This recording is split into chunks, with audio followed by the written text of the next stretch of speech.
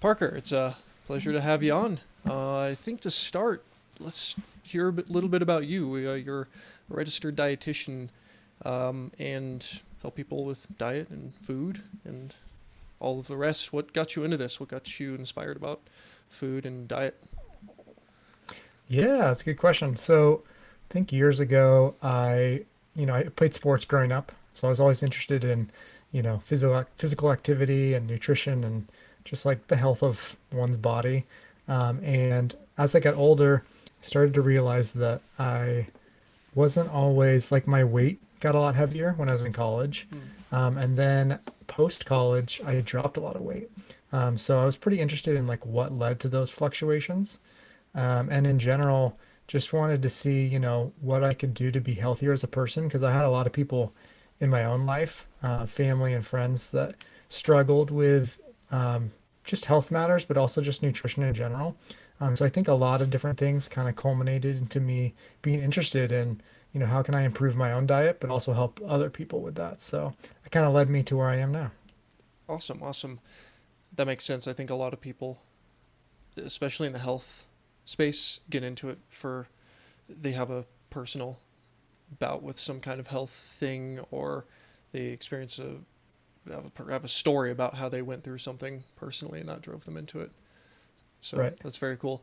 What would you say are some of the biggest things people get wrong about diet? You just finished your book and put it out, the nutrition nonsense. Uh, Mhm. Maybe some of the things that are in that book. What are some nonsensical things that people believe about nutrition?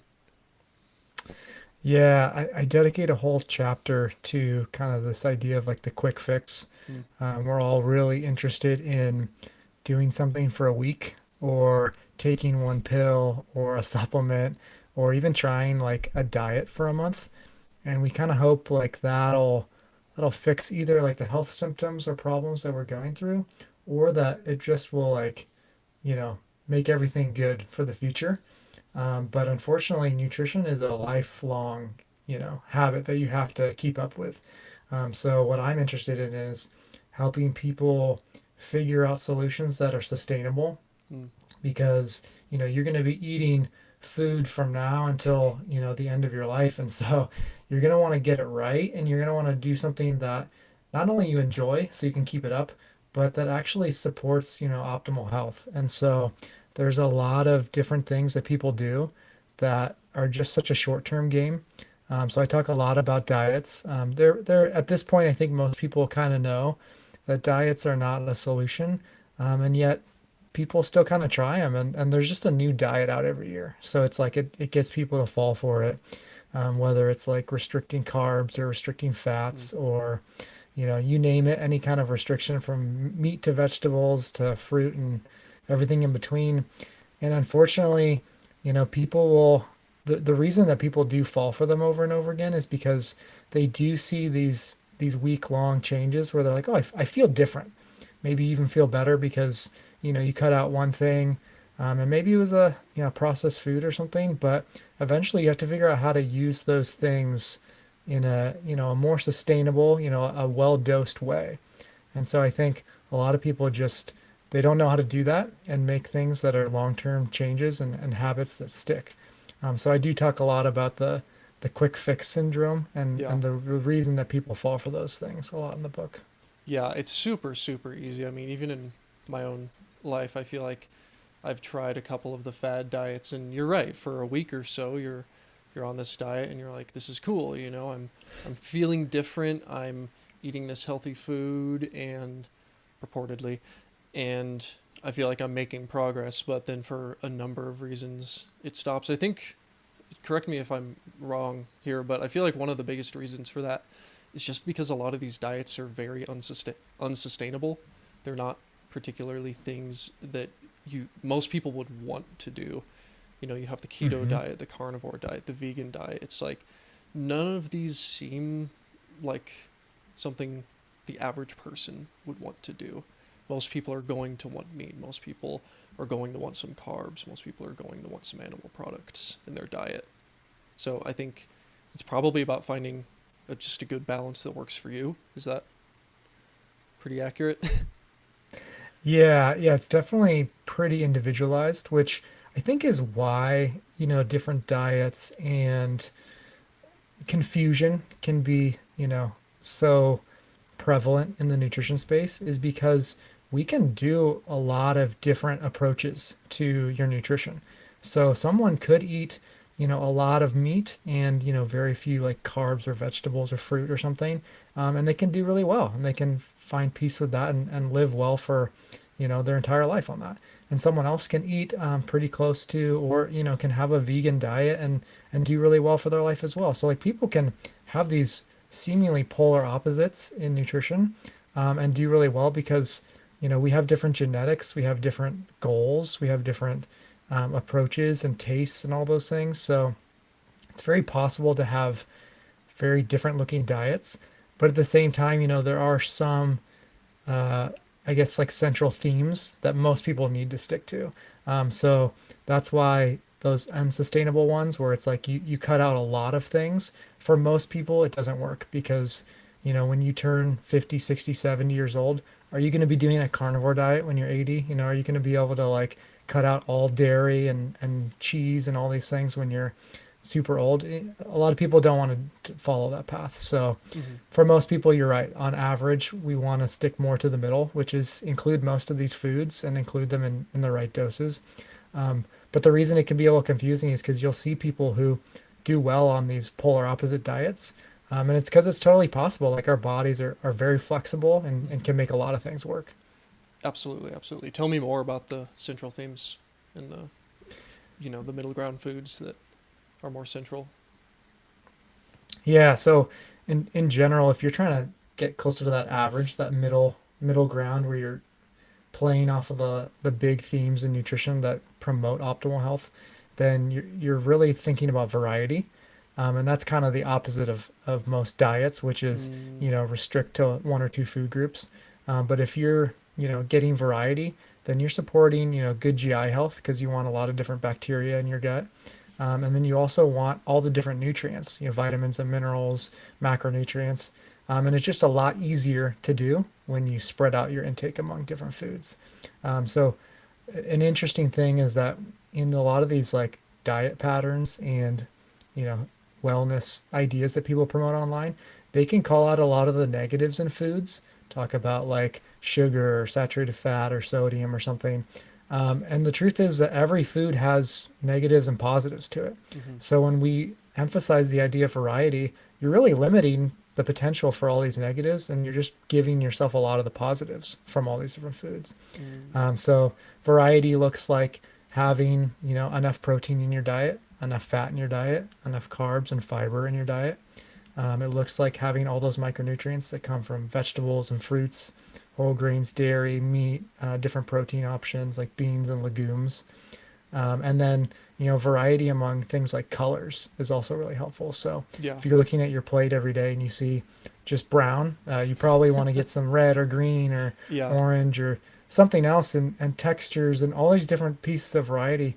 It not only helps from like a nutrition aspect because you get a lot of those different nutrients that create those colors. But then it's also more sustainable because you're enjoying it and you can mix it up. And a lot of people fall off diets because they get tired of eating the same things. yeah. It's the classic gym bro who eats rice and unseasoned chicken breast every Right. single day. It gets old pretty quick.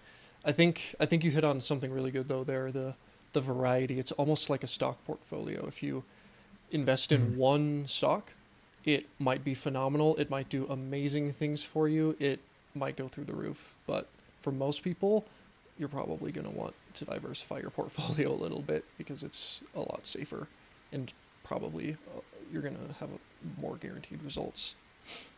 Yeah, I like that. I like that way of thinking of it. And that's similar to the idea of like, something can work for a little while, but eventually, odds are, you're going to need to include some other things as well. So variety is really helpful in a lot of places in our life. Oh yeah, absolutely. Like they say, the variety is the spice of life, and it is in nutrition as well. I do like the different colors, different textures. I think that's huge for variety. I know myself that if I eat foods that aren't interesting or different, I get sick of them very quickly. So Hmm. even with fruits, I'll one week I might get bananas, the next I might get blueberries or kiwis, just switching it up, changing the colors. Same with meats. I think all of that is just really, really helpful, and especially in the mindset aspect. Because sure, chicken and rice might be healthy, and then you supplement that with like chicken, broccoli, and rice, let's say, but Hmm. it's not sustainable. You're going to get sick of that. So you need to be able to switch it up. Yeah, I agree. And it's interesting because, we're talking about these like colors and textures, and that's what makes food sustainable, like you're talking about, where you like to eat it because you eat with your eyes, really. A lot Mm, of the time, mm-hmm, it's not just taste, but it's like appearance mm-hmm. and even like the texture. Like we talk about mouthfeel is a big reason why processed foods are really tasty. Oh, yeah, So if we can make potato foods chips. tasty, yeah, exactly. Um, but that's also a reason. So variety is a reason that some of these diets actually do work for things like weight loss in the short term, because when you're only eating like chicken breast, for example, you're not going to overeat that because you're going to Uh-huh. eat, one or two pieces and then you're going to stop. But variety is actually can lead to, eating more food. We just want to learn how to do it in appropriate manners. So variety is really healthy, but sometimes it's like you just have to figure out what the right amount of variety works for you. Yeah, you want to have a good variety of a lot of foods. You don't want to have a good you don't want your variety to be a bunch of different fast food places that you eat at. You want it to be a bunch of different foods and aisles in the grocery store that you Right. pick up food from. I think one of the biggest things when it comes to nutrition, maybe the biggest question that I would imagine people ask is, how can I lose weight? The United States, 70% obesity. It's a really high number. A lot of people want to lose weight. We have GLP-1s. Maybe we can talk about those a little bit later. But from the standpoint of diet as a dietitian, what do you say when someone comes to you and says, I'm trying to lose 10, 15, 20 pounds? Yeah, I mean, it's definitely, I think weight is probably the biggest interest for most people. So I actually work with two populations. One I work with quite a bit is people with eating disorders, and a lot of people with eating disorders who have restricted too much. They are actually trying to go the other way, or at least I'm trying to help them gain weight. Mm-hmm. And then I do have a lot of like private practice clients who are trying to lose weight, and so going in different directions is requires very different things, but the principles are essentially the same but opposite. Mm. So in working with either of these groups, it's helpful to get them to understand, you know, weight from a nutrition standpoint includes kind of a few different factors. And before I even go into those, factors within nutrition that influence weight, I usually try to ask them, what their reason is behind this, Mm. because I think, knowing people's readiness to change, knowing their motivation, Mm-hmm. and knowing like what their goals are is really important because a lot of people will come to me, and I'll say, do you have a goal weight or do you have a goal, like a target for yourself? And many people will say, well, I want to be, 143 pounds. And it's like, well, that's a really specific number. Mm-hmm. And you can be, I try to encourage them, you can be a range of weights and be very healthy. So it's helpful right off the bat to just, lower expectations and remind them that, an exact weight is not something that we should aim for. We should aim for progress over perfection. And Mm. so a lot of people have the specific weight when they should have a range. And then a lot of people also have, I guess, really high expectations. So someone might be, 200 pounds and they think, well, I want to be 140 pounds by the end of the year. It's like, well, that's an extreme weight loss, and you don't see that very often. And it would take a huge effort that you may not be willing to do and is probably unsustainable as well.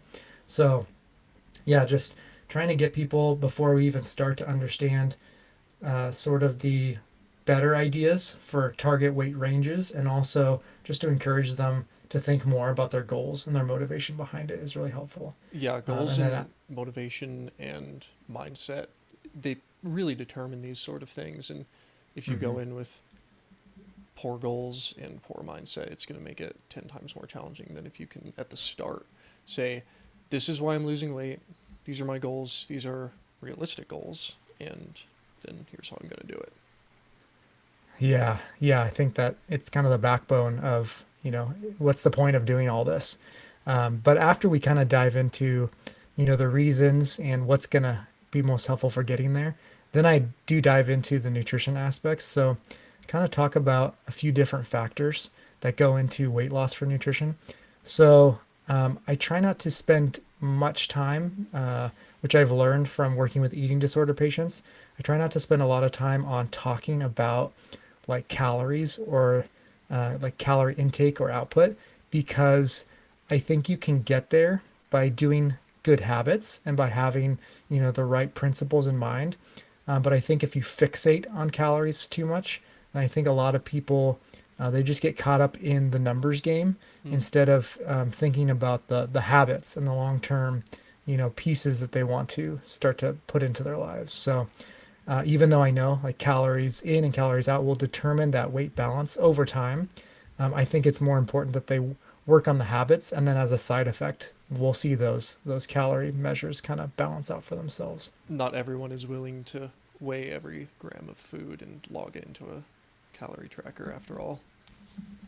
Yeah, that's right, and that's where the fixation can come in, and people can get pretty frustrated, or they can just kind of spend the rest of their lives on that. But it's kind of a sad life if you have to spend, up until the day you die counting calories. Mm-hmm. So my goal is, we can talk about it, but I want to instill the habits that then cause, weight loss and calorie depletion as a side effect. So there's a couple factors that I kind of draw on.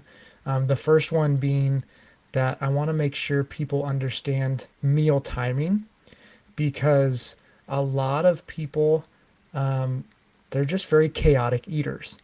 So, I work with a lot of people who say, I skip breakfast and then I'll have kind of a small lunch. And then by the time dinner and dessert come, I eat, I binge, I have tons of food at night.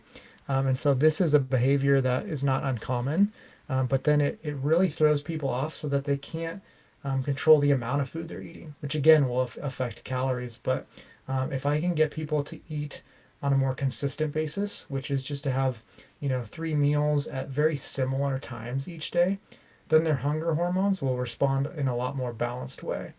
So they'll get hungry at the right time every day.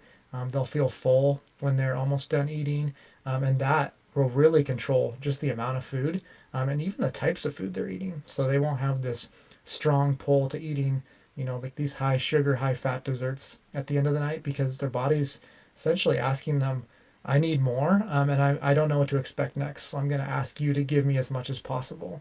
And so I try to fix that from giving them a more consistent meal timing. So meal timing is kind of the big one right off the bat that we This is work on. so true because I'm just thinking that the days where I pack and prep all of my food, for me, I'm more of like a small breakfast. I kind of eat like a hobbit: breakfast, second breakfast, 11 C's lunch, and all of. But on the days where I do, it's all the same exact things pretty much. And I find that throughout the day, I'll get hungry at a certain time. I'll eat. I'll be fine, and then my last meal of the day is dinner. I'll eat that, and then I'm good for the rest of the night, unless I stay up later than I normally do. So I think the structure is really important because the days where I don't do that, it's kind of exactly where you like you just said. I'll have small lunch, small breakfast, dinner comes around, and then I'm still very hungry after dinner, and it's like, Walmart's right down the street, or I'm still Hmm. hungry, or ooh, I got that bag of chips, or whatever it may be, and I just eat what's there and kind of do that binge thing. Yeah, yeah, and so the structure piece can feel a little scary because it's almost like, well, I'm asking you to maybe eat more than you usually would, like eat more meals or um, yeah, I guess like be consistent when it wasn't familiar to you. So it can be scary. But after a couple of weeks, when people can recognize their hunger and fullness cues, can, stop eating before it gets super late into the night, and they can, be ready to start again in the morning, I think it creates a much more balanced environment for them. So that meal timing is kind of the first piece. And then the second piece, which is also very difficult for people, but is this idea of portion control. Um, Now, a lot of people will talk about this, but I don't think a lot of people, I guess, understand it super well. So, one thing that I encourage is for people to just for like a day or two, maybe even a week, is to kind of measure out their food, not from the standpoint of like you have to get it perfect, but just to see, like what serving size you're really using for some of your foods.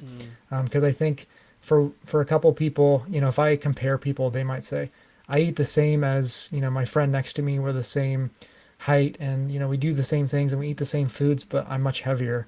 And then if you look at their meals, they are the same foods, but they just happen to be eating a little bit bigger portions at each of those things, and they don't realize it. So, if you were to have like an oatmeal breakfast with, banana, berries, and granola or dairy on top or something like that, and if you were to measure it out, and person A was to measure it out and see that they're using a half cup of oats with a quarter cup of milk and quarter cup of granola, and they measured it out, you'd get a certain number of portions, and they would feel good about that and finish it.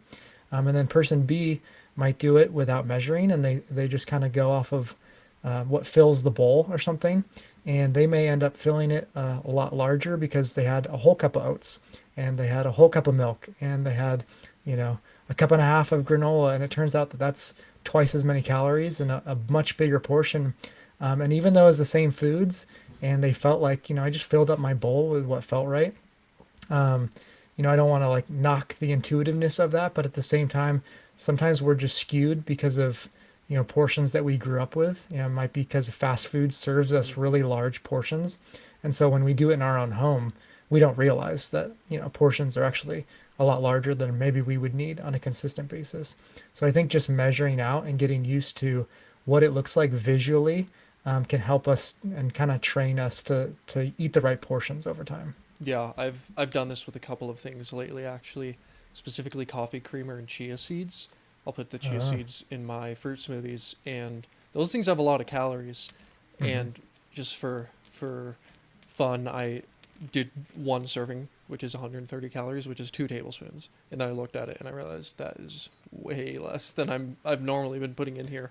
And the chia Hmm. seeds don't particularly even add any flavor, so that one is ridiculous. But the coffee creamer, that one isn't even was even crazier because I did one serving of that, and one serving is so small. It's 1 tablespoon, and then I looked at it and same deal. I was like, that is, I've probably been having like 5 servings of this with every single one of my coffees. So I think that's absolutely right. Having someone do that for a week or however long, you kind of get shell shocked a little bit when you realize just how skewed your servings can be with some things, or cereal. I've done this with cereal before. And I'm like, Hmm. oh shit, like that's like 3 servings, and I've been eating that like every day.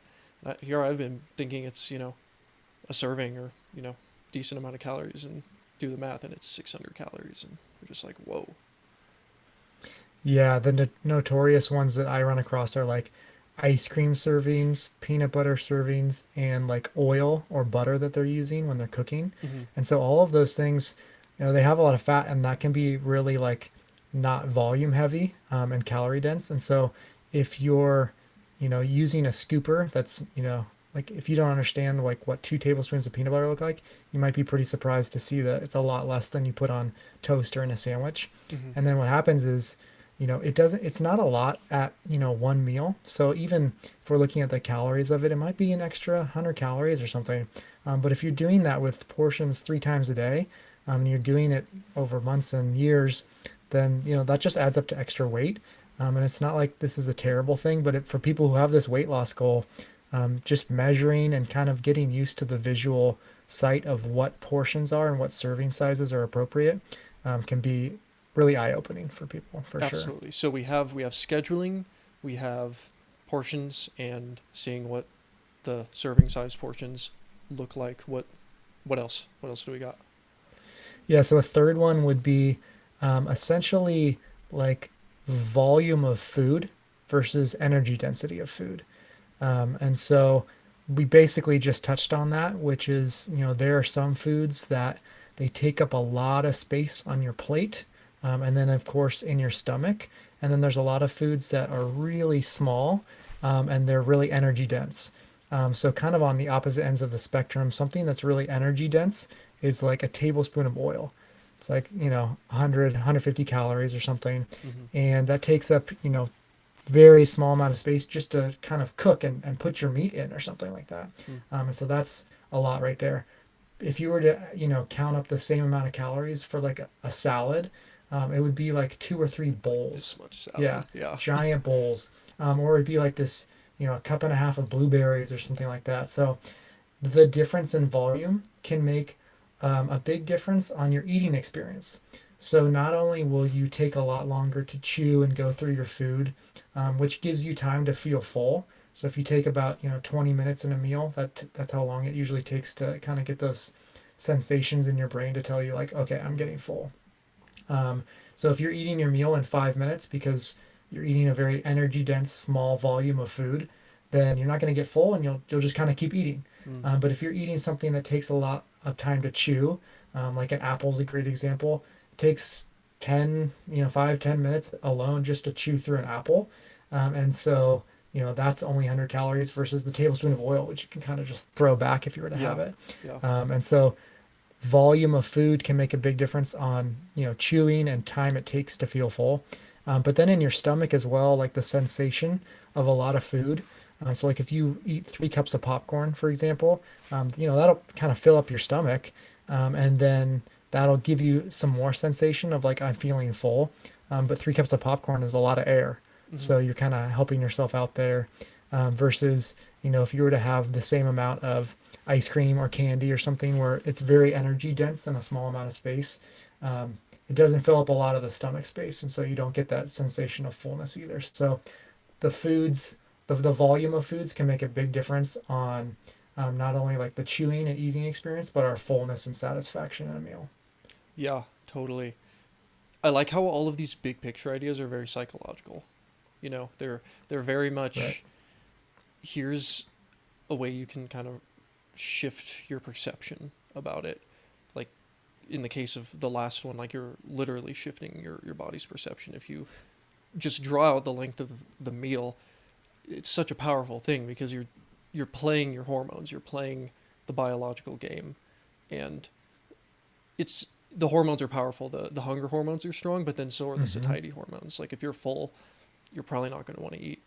So this is very very very good. I think.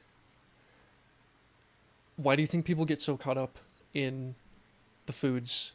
Eat these foods, don't eat these foods, and not these bigger picture frame shifts that are maybe a little bit easier to incorporate, or at least maybe not easier, but they're a lot more effective. And I think you can implement them relatively easily with some slow steps or some careful planning. Yeah, I think the ones that I'm describing, they take a conscious effort and a priority in your schedule. And they also take that habit formation. So changing your habits is really challenging Mm. because if you've been doing something for a while, your brain literally has these grooves that it wants to go back into. So making changes, I mean, it's pretty well known. There's piles of books out at this point about how to change and make habit change, because it's so challenging. But it's not really a habit change to say, just don't eat this food and eat this food for a week. Mm. Take on this diet where you literally just don't buy fruits and vegetables or you don't buy meat and eggs. And so with those restrictive diets, it's a lot more straightforward because when you go to the store, it's just pick this, don't pick this. And Mm. so you're given really clear cut answers. Whereas with habit formation, it can be really specific to you. And so there's a lot that you kind of have to figure out.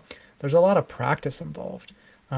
So like with portion control, with understanding volume and energy dense foods, with understanding meal timing, this is going to take, not just a couple days. This will take weeks and months to really figure out what works for you, and kind of play into your schedule, make changes in your pantry that's slow and gradual. And these gradual changes are the ones that are going to stick. But again, like we as people are not very inclined to take on the thing. We're not very forward thinking. Mm. So it's hard to think a year from now and say, like, I'm going to make these really small steps every day. That doesn't feel as good. So it feels a lot better and easier to kind of say, I'm just going to pick up the grocery list of the new diet and see if it works for me. Yeah. Yeah. And then you just keep doing that. week on, week off, week on, week off. Yeah, yeah.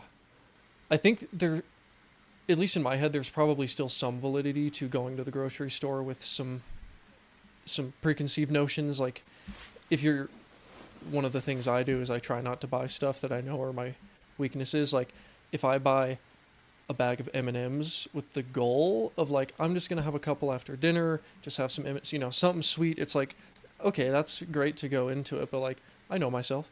I love M&Ms. I love chocolate. I'm going to have more than just like 4 M&Ms, so I just don't buy it. I think at least for me that is one of the things that I find useful is just not buying the things that I know are thorns in my side food wise. Hmm. Yeah, and that's a good strategy, and I offer that to clients as like that can be one of your options is to say like I might have to switch my environment at home and create a different pantry and fridge for myself. And so that's definitely a good one. And you are touching on kind of that fourth and final factor that I go through when it comes to weight loss with nutrition. So there was the meal timing, the portions, the energy and volume, density of a food. And then the fourth one is kind of that like processing of food and the effect that it has on our brains and our bodies. And so if you think about like a food that's pretty minimally processed, like an apple or, just like straight up beans that you cook on your own without anything added to it, um, you're not going to eat a lot of those because an apple tastes good, but a lot of people don't eat 4 or 5 apples. Yeah. And a lot of people don't eat, more than like a half cup of beans at a time. And so you'll stop because they're tasty, but there's a limit to how good they're tasting. Hmm. And you're gonna stop kind of naturally because your body gets full from them because of all the components that are in it. And it doesn't activate kind of that same level of dopamine and excitement Mm, that gets you to keep eating. Whereas there's a lot of foods now that are engineered with fat and salt and sugar and other additives that make them tasty from like that they're tasty on your tongue. The mouthfeel is tasty. The reward in your brain is like really highly activated. And so, kind of drawing off of that idea of an apple, like you could eat an apple and then you'd probably be like, I think I'm done with this. But if you had like a product that had apple flavoring in it, the different engineered, senses that you get from that are a lot higher. And then there's a lot of energy density in those foods as well. So it's like you can eat, apple flavored, like candy, for example. You could eat that really quickly. And you would want more of it. Like your mm, brain would say, eat more of this, eat more of this. So it's much easier to overeat because of what's in it, versus an apple where you're just not going to get the sensation of like, I need to keep eating. And so the processing level of food can make a big difference. And it's really not a like perfect black and white scale where it's like every whole food is going to be completely easy to stop eating and every processed food is, exactly the same benefit or, drawback on health. But if you kind of look at it from that landscape, it's just a little easier to see how processed foods are pretty obviously overeaten at a much higher rate. And so the more you're adding to a food and taking away from, the protein and fiber of certain foods, it's just going to be a lot tastier and you're going to eat a lot more of it. yeah. This is one of those ones, man, where it's like it's got to be one of the biggest issues, the whole processed food, because it's pretty much all fast food. Or you go to the store and a lot of the food in the aisles are just very, like you said, engineered to be as hyper palatable as possible. They have a certain texture, they have a certain crunch, they have a certain, I don't know, just feel in the mouth plus the sugar plus the fats, and it's just hitting every possible lever in your mouth and nose and eyes that it really can. So yeah, being aware of those, it's definitely easier said than done. You mentioned the habits were indeed hard to form. Like how have you or how do you help your clients implement these habits, given that they are very, very, very difficult to change, especially in you know the super hyper palatable food world we live in, where on every corner you have a McDonald's and you walk in the grocery store and the first thing you see is a bag of Takis or whatever. Yeah, some of it is just taking stock of what you've been doing and what the end goal essentially is. So a lot of times I'll create kind of an example meal plan, like a day's worth of food, and show them like what portions are most appropriate for like their goal weight, and show them like portions that they should be having from different food groups to reach their protein targets, to get enough fiber, just to hit all their different goals. And they might see it and be like, well, this seems reasonable. But then they'll track their own and they'll see like, oh, well, I guess I did overeat quite a bit, and I guess I'm not eating some of those protein foods that you suggested, and I am kind of binging a lot at night and having these extra processed foods. And so they'll notice that they're not necessarily too far off, but they're definitely not where they want to be. And so that kind of taking stock of what they're doing and where they want to go, and sort of just seeing like which one of these things do we need to switch. And then that's where kind of my expertise will come in and say, here's some switches you can make that are actually very similar. So I think a lot of times people try to make switches that are nowhere near the same. Like they'll say to themselves, this kind of goes back to the diet thing, which is like, well, I want to eat less food, so I think I'm just going to eat chicken all day. Mm. Um, but chicken's not really an appropriate substitute for dessert.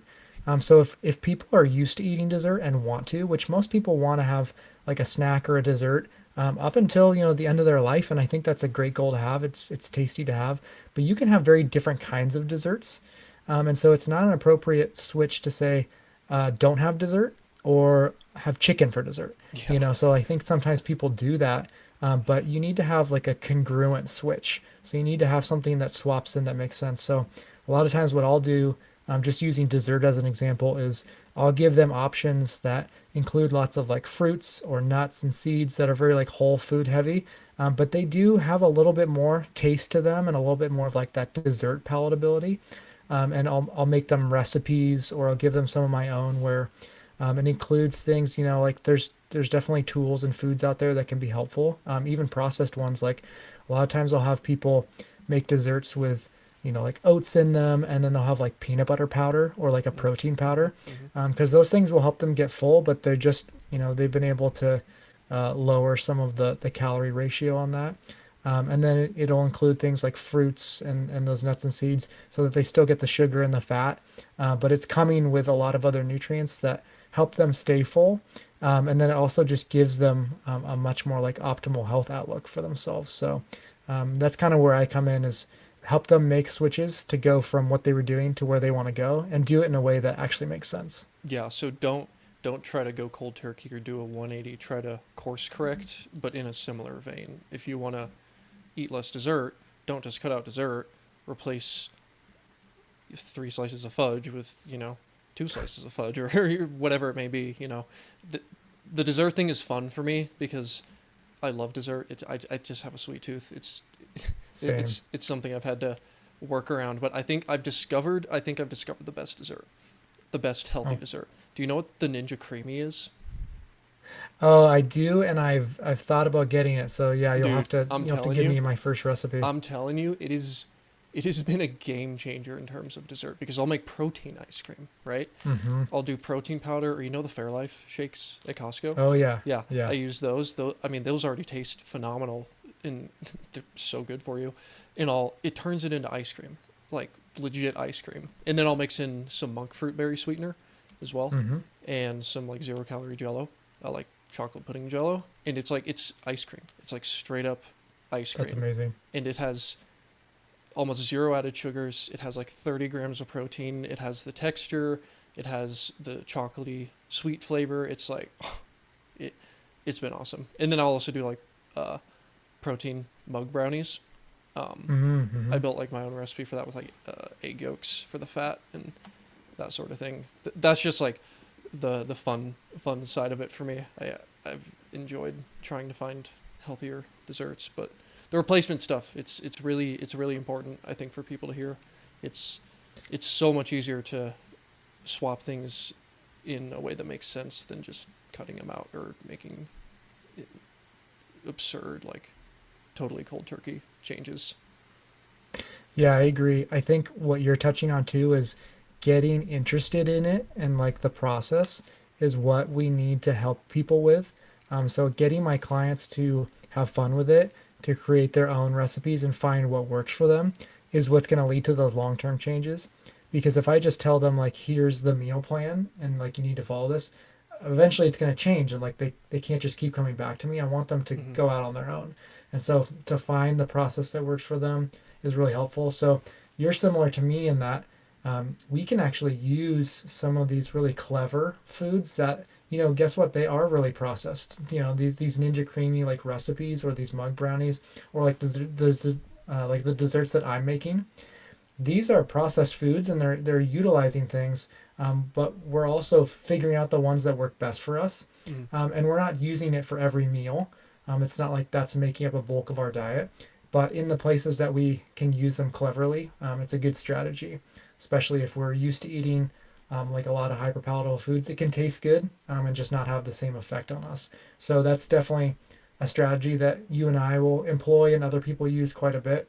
And then other people, they might find that you know it's not the creamy or like the fun dessert that like I made for them that helps, but it really is just like managing their portions and figuring out which whole foods are smarter for them. So there's a lot of different ways to approach it, but I like that there's different ways that we can do it, and not everyone has to follow the same path. Yeah, I'm a huge creamy Ninja Creamy guy though. I literally recommend it to everyone because it's ridiculous. It's so easy. I mean, it's a bit pricey. It's like $180, but it's it's just ice cream whenever you want it. It It's pays for itself it over really time. Yeah. does. I cannot recommend it enough.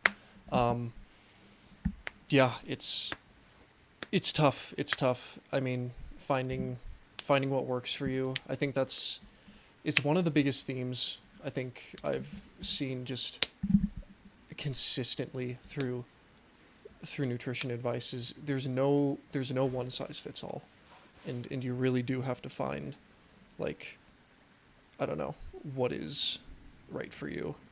Um, I don't know what other there's a lot of food trends in social media, and social media has definitely changed the landscape, I'm sure.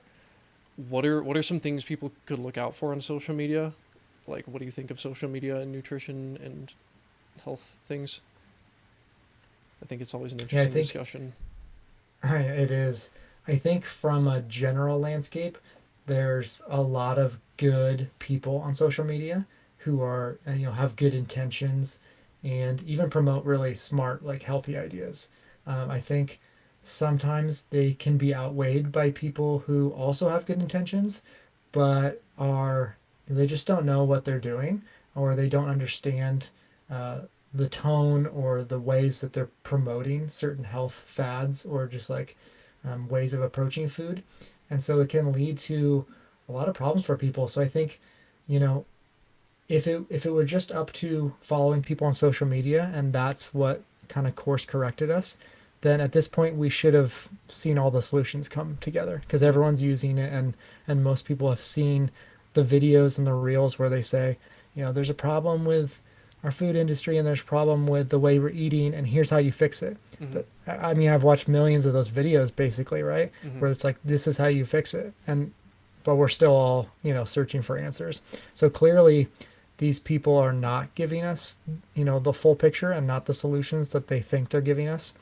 Um, and it's hard to navigate and figure out who's giving you the right answers. And I think if we just kind of like take a step back and say, do we need social media to tell us how to eat well? Probably not.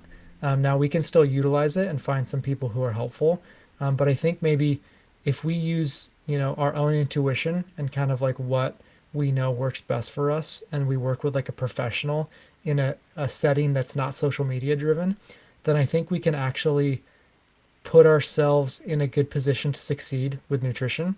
And then social media can be kind of a fun supplement. Mm. But I think a lot of people, they really do rely on some of these influencers as like the main person they go to, almost like like their primary care physician or something. Yeah. And not that, like a lot of people have had bad experiences with doctors and they don't have enough time with us. So that's its own issue. But like if your primary person is someone you don't know who's on social media, And they're just putting together these sort of like fantasized reels where they're telling you to skip one food and eat the next one. You're going to get really confused. It's not going to be individualized, and chances are, there's going to be some problematic solutions given out. So I think in general, it's like social media should be a place where maybe you get some tips, but it really can't be the backbone. Like you have to get that either from yourself, from someone that you trust, or start to find a healthcare professional who actually knows how to fix that for you. Yeah, I think it's something that people don't realize about social media, which you wouldn't think it would fly under the radar, but it does, and that's social media is not specific to you necessarily. Everything that goes up on social media is meant for an audience, and you're just part of that audience. Mm-hmm. And a lot of the advice you hear, a lot of the tips and influencers who you follow, the things that they say might apply to you, but really the only way you're gonna know is if it's somebody who knows what they're talking about, who's talking to you and knows like actually what's going on with you. Otherwise, there's really no way of knowing. Like we said at the start, there's a lot of genetics and personality that plays into this stuff, and if you might have something that makes you an exception for this particular influencer's advice, but you would have no way of knowing that.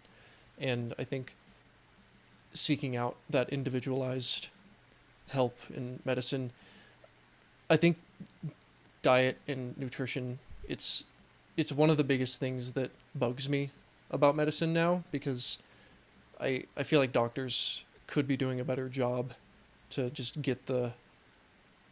have that be a bigger focus with their patients, because I mean, I do episodes on hypertension, heart attacks, Alzheimer's, whatever, and really all of them, at some point, I do come back to nutrition because it affects all of them.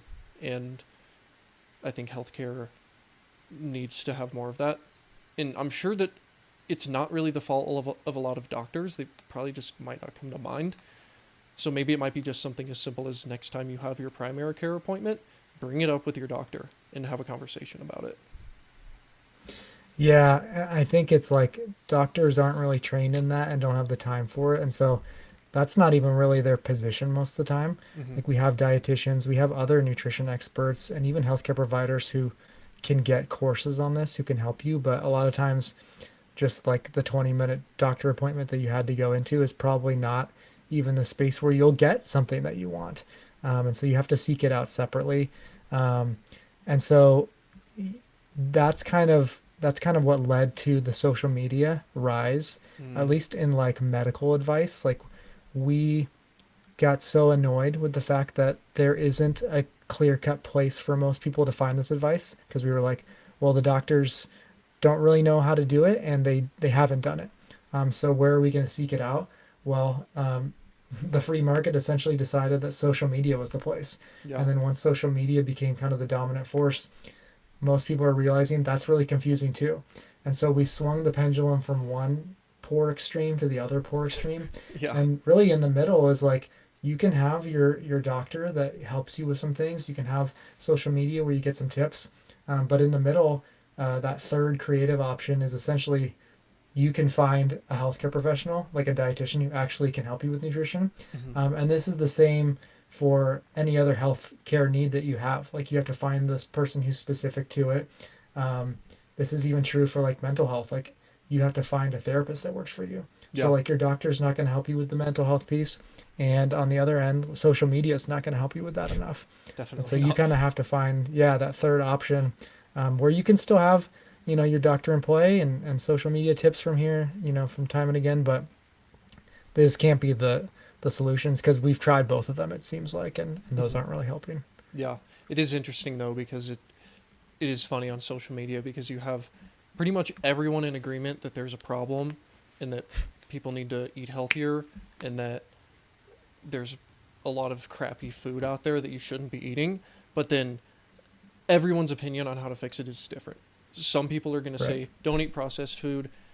Processed food is bad. Some people say, oh, processed food is fine. It's the vegetables and fruits you want to avoid. It's so there's like no way of really knowing. So I think you're absolutely right. You have to find that middle ground, and there's always a middle ground, and the middle ground is always the hardest way, but it's always gonna be the most sustainable and best way for the long term. And it's not easy. It's not easy to find what works for you and seek out the right kinds of advice, but it pays off big time in the long term, especially with nutrition. Like nutrition is one of those things that is just kind of, I want to go into medicine and be a doctor, and it really is constantly on the forefront of my mind because I'm like, nutrition is, it almost should be the cornerstone of health in medicine for me because it really is just the cornerstone of health, I Hmm. suppose. And it's it has to be personal. It has to be something that you you have a support group for. I don't know. I'm kind of just rambling, but I think social media has also made it harder for people to actually find like the in-person people to help because they have this parasocial relationship on the internet with someone and they think that this is all that they need, and going out and seeking help from a professional who can actually know them might seem daunting. So Right. I don't know. Those are just some thoughts on that. Yeah, I agree. It's just it's a tough landscape to navigate, but hopefully we'll see changes coming up here in the future. Who knows? Yeah, I hope so. Big changes with GLP-1s. Speaking of changes, what do you think of those? What do you think of just their effects and them being used almost as a? It almost seems like they're being used as a substitute for proper eating. I mean, I've known some people on GLP-1s and they don't really change how they eat a lot of the time. They just end up eating less because of, how they work, but they're still eating ice cream and fried chicken and unhealthy foods, right? Which doesn't seem particularly healthy. Yeah, so I have a lot of patients who are on these, and there's a number of them, so they all have a little bit different effects and different dosages. So I'll say in general, just like any medication or supplement or I guess like injection or pill that you take, we have people who abuse them and use them for the wrong reasons. And then we have people who legitimately they're life saving or that they're very useful. So knowing that, it's like just like anything else that we've seen out there, even like daily medicines that people take, ibuprofen or something. Like we have people who have used those poorly, and we have people who have benefited quite a bit. So the same is true for GLP-1s, which is, there's a lot of people who shouldn't be on them. There's a lot of people who aren't using them effectively, or their care is not giving them lifestyle and nutrition changes that need to go along with it. And then there's a lot of people who they are getting those like exercise and nutrition changes from their providers or a dietitian who walks alongside them. Um, and they needed it. It was kind of the final piece of the puzzle that acted on the genetic changes and acted on kind of the root cause, which is like that hormone change, and actually getting to kind of the basics of what is hindering them the most. And so for some people, it is pretty life changing. We've seen some high effectiveness from these drugs in getting people to lose that weight. And when they do it with, strength training as they lose the weight, when they do it with changing their nutrition to be health promoting still, then we see some really good outcomes. And those are the Mm. people that it's fun to focus on because we can say, like, look, they had minimal side effects and they got to change everything. And they were given the tools to either continue doing them well or eventually get off them. And then it Mm-hmm. kind of saved them from some really poor metabolic health down the line. But then kind of going back to people who aren't using it well, you if you don't get the lifestyle changes in, then you definitely will not lose weight at an optimal way, and you won't get the same effects that someone else had. So there's definitely multiple groups of people that kind of fall into these different buckets, and my goal is to help people do it in a healthy way. So if I have a patient who's on it, then I'll give them all the right tools to eat better, along with eating less, and then also to exercise in a right way so that they're continuing to be healthy, and then can give them an exit strategy if they need it. And then for other people, if they don't want it, I'll give them the same options, which is to help them do it or to be healthy in a way that doesn't use those medications. So whatever people are more inclined to do, whatever is more helpful for them, then I'm there to kind of take that patient-centered approach. And then I guess the final piece is, there's definitely side effects to anything. I think in about a quarter of cases we see side effects. So depending on who you're talking to, that might be a really large number or it might be a small number. So 75% of people have pretty minimal to no side effects. So that's a pretty nice number for a lot of people. They're willing to take that risk and try this out to kind of curb their health in a right way. And then for other people, it's just like mentally it's not for them, or physically it does have a pretty big impact to the point where they're like, this isn't the risk reward that I want, and Hmm. I want to take a safer, a cautious approach to my health. And so either of those groups can make sense to me. I've seen it work both ways. I've seen people do really well, see people not have success, and I think a lot of people like to paint it in a black and white picture, which is to say like these GLP-1s are silly, we shouldn't have them, or you have other people who say these are like the perfect new miracle drug, and if you take it, it's essentially a perfect thing. And Hmm. both of these are untrue, right? There's a lot of gray area where um, people have to make a lot of considerations. They need to make changes as well, and it can be really effective, but it's kind of both. So it's a little confusing when you actually get into the weeds on like how perfect or how effective it is for people. But hopefully that kind of gives some nuance to the way the topic is usually presented, which is it's great or it's terrible. Yeah, no, I do like that because I think it's one of those things where either the shiny cases or the fiery cases show up. You have the people who are doing what you say, where they take the GLP-1s and they change their lifestyle, they change their eating habits, and 6 months ago they were super overweight and now they're exercising and in great shape and killing it, and now they're not even on the GLP-1s anymore, and it was this perfect stepping stone. And then on the other side you have the people like I mentioned at first, where they get on it and they don't change at all, and then they end up probably losing a lot of muscle mass, and it's just not particularly healthy. And then they get off it, and then they just go back to the same weight.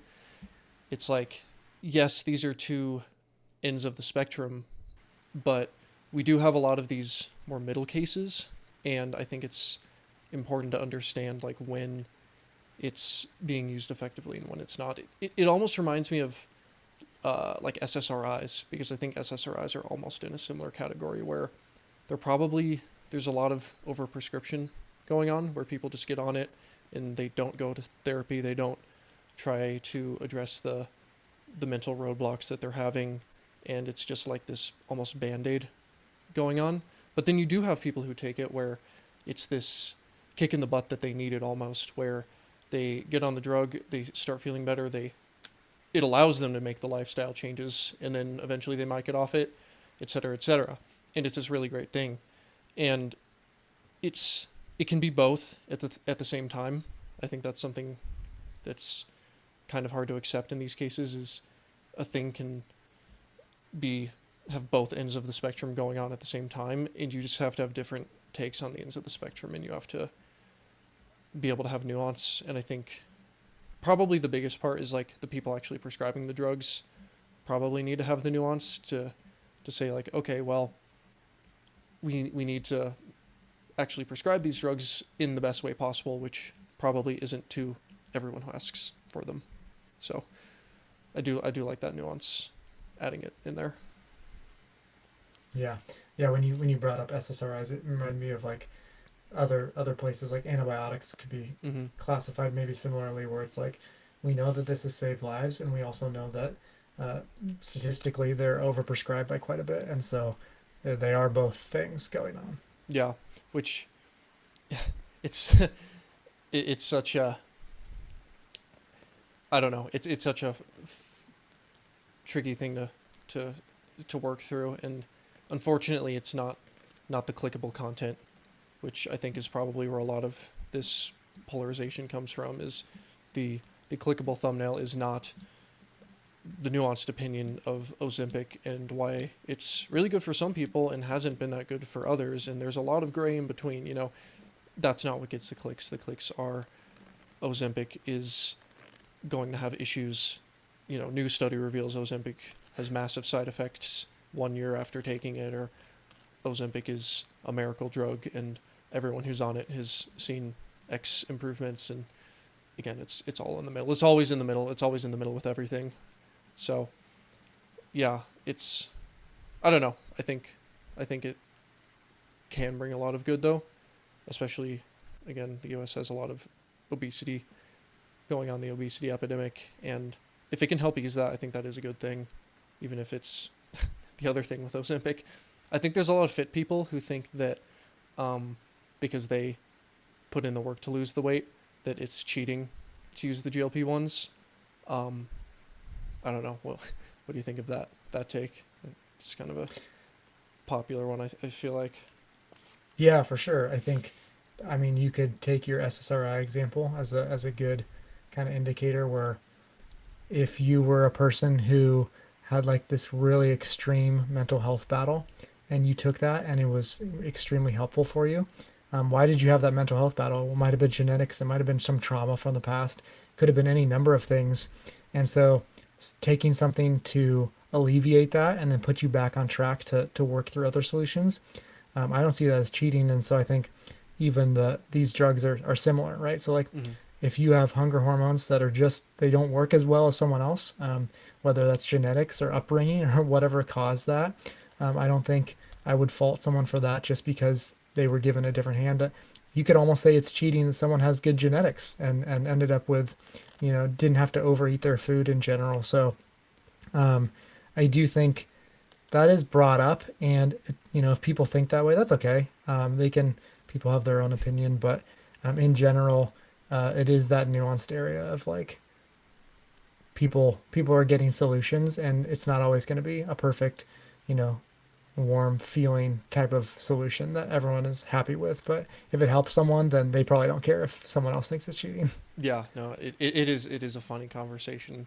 Just it's interesting that people think that their own journey and how they overcome it is necessarily going to apply to everyone else, which it might apply to a lot of other people, but not necessarily. And some people probably have much different backgrounds that they come at it from that need to be go down a different journey, and maybe that journey has a drug involved as a stepping stone there. So yeah, let's see.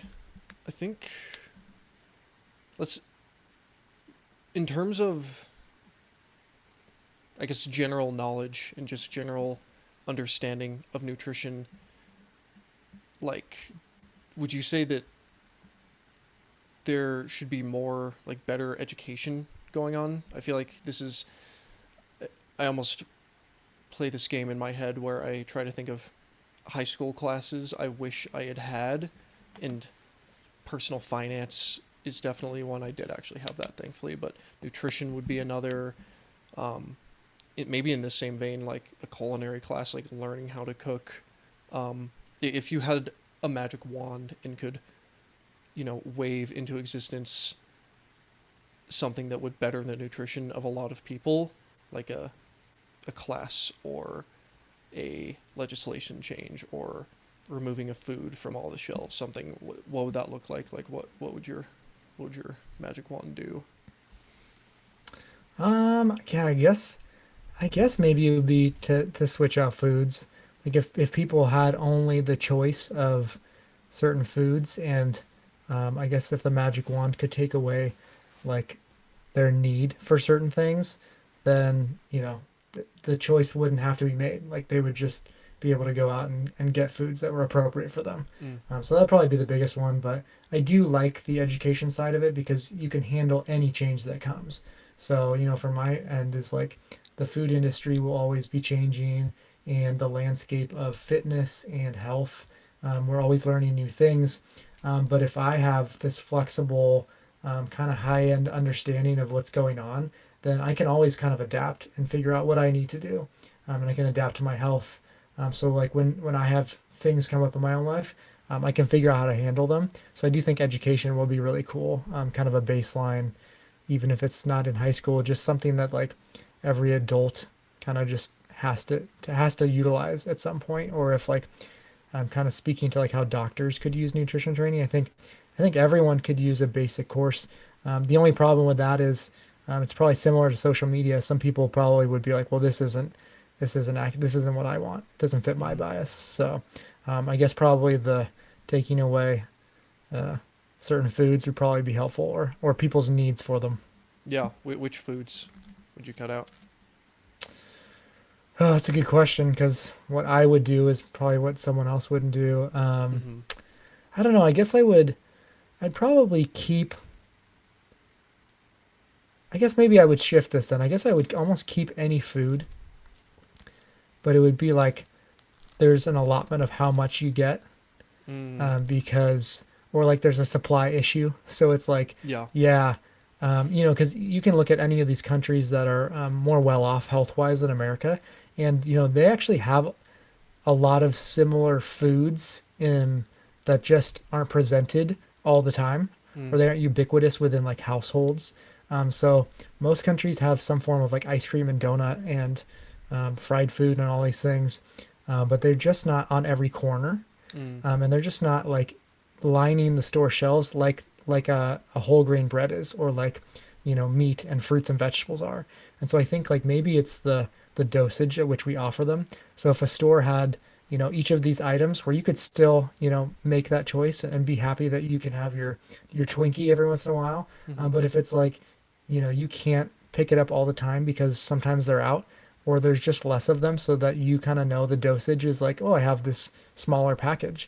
I think that people would do a lot better with that, and we've Mm. seen that work in other places. Yeah. Yeah. That's so true. Like you go into Walmart versus like Whole Foods or something, and it's just a totally different landscape food wise. Or Trader Joe's, you walk in and it's like nothing particularly catches your attention, I would say, when you walk into Trader Joe's. Like maybe some stuff, but you walk into Walmart and the first thing you see is a bunch of chips, or like the Oreos are stacked up, or like the merchandising is done in a very specific way to try to get the hyper palatable foods in your face. And it's very, very easy to, I mean, I fell for it last night. I got some like Harry Potter, like butterbeer goldfish type things. It's very easy to fall for it in the merchandise. Like they know what they're doing with the merchandising. So yeah, maybe some kind of, again, I don't know how you would do it legislatively. It almost seems like it would need a more of a moral shift, I suppose. Um, but doing something to where the healthier foods are put more at the forefront. Or like I know something a lot of grocery stores do. They put the dairy in the back of the store because most Hmm. of the time when people go to the grocery store, they need to get dairy, which means they have to walk through the whole store and pass everything else in the store to get to the dairy. So, yeah, just different merchandising, different amounts of the things, but more healthy foods and less like, you know, maybe we don't need a whole aisle for chips, that sort of thing. Totally, yeah. Yeah, I agree. I mean, when you walk through a store, 80% of it is foods that most people would know intuitively are not as health promoting. Um, but you're right. Like, we can't just, on a practical level, it's like these companies are making the money and we're paying for them. So we're feeding into that. And no store is just going to like drop that because they wouldn't survive. Hmm. So, yeah, I don't know what the shift actually is going to be, but that's why I used a magic wand to get there. Yeah, yeah, no, I get you. Again, I think it's got to be some kind of just a mindset shift and almost like a moral shift, just of how people see these things. And again, that's I think why we're here in a sense, is to try to get more people knowledgeable about this stuff. And maybe they don't get any advice from this video that like just really sticks with them, but maybe it inspires them to seek out a more nutritious life and eating healthier.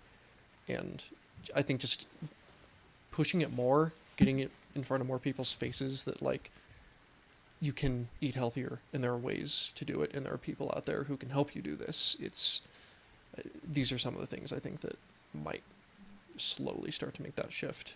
And again, I think we are seeing it to a certain degree. You are seeing in newer towns, the Whole Foods, the Trader Joe's, the Sprouts, like the like healthy grocery stores. Um, because I think a lot more people are starting to wise up to the fact that just like stepping foot in Walmart or, a grocery store that has a lot of unhealthy food can be like the first step in the wrong direction. Almost, not necessarily. I mean, you can still eat perfectly healthy buying only from Walmart, but again, it kind of goes back to the thing earlier of not environment, changing the environment. So not having things in the environment that are gonna tempt you, I suppose, and then making Yeah, those yeah. choices. The environment change is it's the hardest part, but it's probably the most meaningful. Mm-hmm, mm-hmm. Yeah. Um, what else? What else do you think people need to know about nutrition? I mean, I really think it's just intuition. So I think if again, like if people didn't have social media and they didn't peruse through most grocery stores and they just like made a list for themselves on what they knew was like healthy and took the time.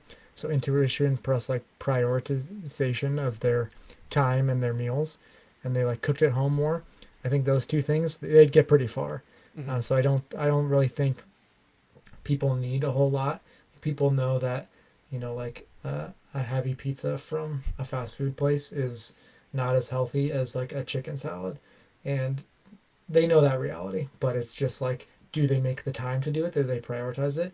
And then do they intuitively like trust themselves enough to like follow through with that often? Because a lot of people will say, well, no, like I'm gonna get the cauliflower pizza and I'm gonna like follow this diet where you restrict pizza forever and then you go back on it. Mm. And so I think all these random things and then not taking time to actually make the food, I think all of those kind of play into it. And so we have to return to, or I don't even know if return because some people haven't done it, but just like making the time and trusting our intuition. I think we would get a lot further than if we were following social media and trying to follow any like fixed plan that's not individual for ourselves. Yeah. Instead of spending 6 hours a day on social media learning about nutrition, maybe just sit down with yourself for 30 minutes and make a list of foods that you know are healthy.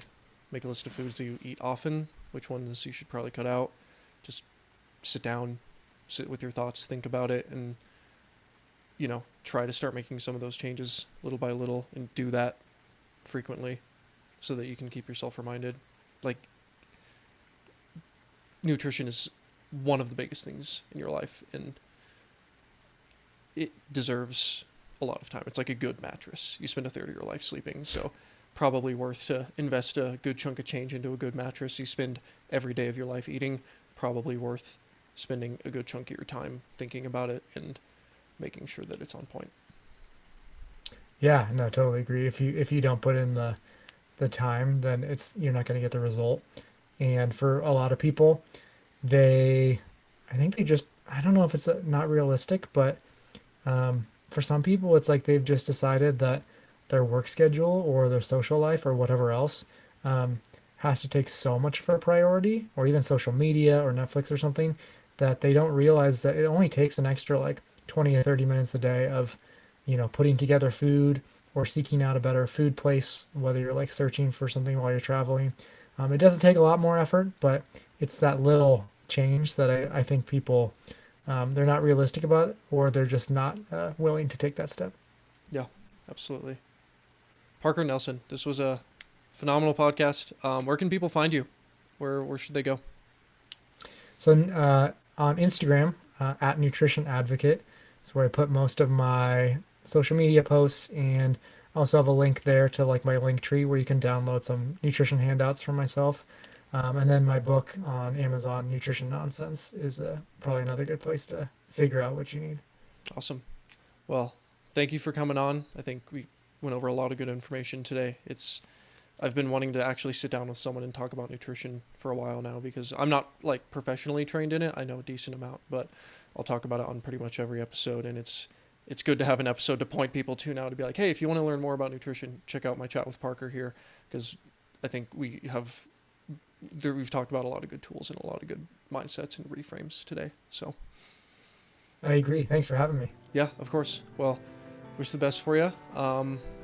Yeah, have a good night. All right, you too. Take care.